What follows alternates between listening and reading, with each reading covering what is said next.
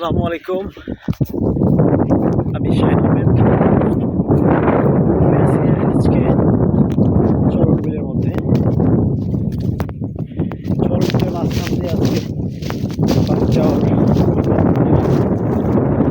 যেহেতু রাস্তা সাইডে রাস্তা আছে অনেক হয় রাস্তার মধ্যে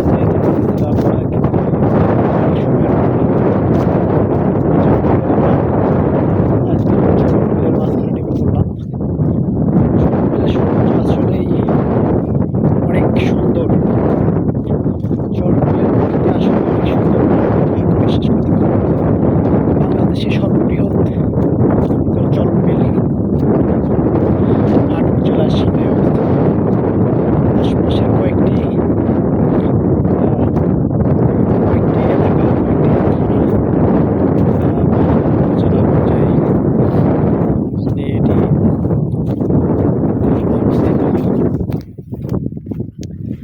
এর পরিধি অনেক, আসলে না দেখলে আসলে কল্পনা করা যায় না। বাংলাদেশের সর্ববৃহৎ চরণবিল যদি আমি বলি তাহলে হয়তো আপনারা ভাবতে পারেন যে সেটা কত বড় হতে পারে। আমার এই ছাইডটা দেখতেছেন, কিছু দেখা যায় না। জায়গার পরিধিটা এত বড়, এরিয়াটা এত বড়, আসলে না দেখলে আসলে আপনারা বুঝবেন না। তাই চলে আসুন চরণবিলে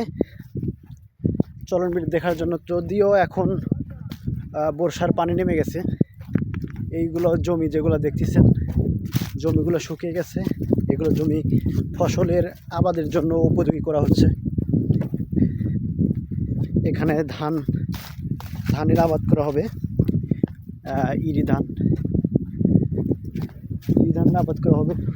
ওইখানে দেখতেছেন যে এই যে সবুজ যেটা দেখা যায় সাইড থেকে বিছন বোনা হয়েছে। এই বিছনটা বড় হতে হতে জমিগুলো সব প্রস্তুত হয়ে যাবে। এইভাবেই আসলে আবাদটা শুরু হয়।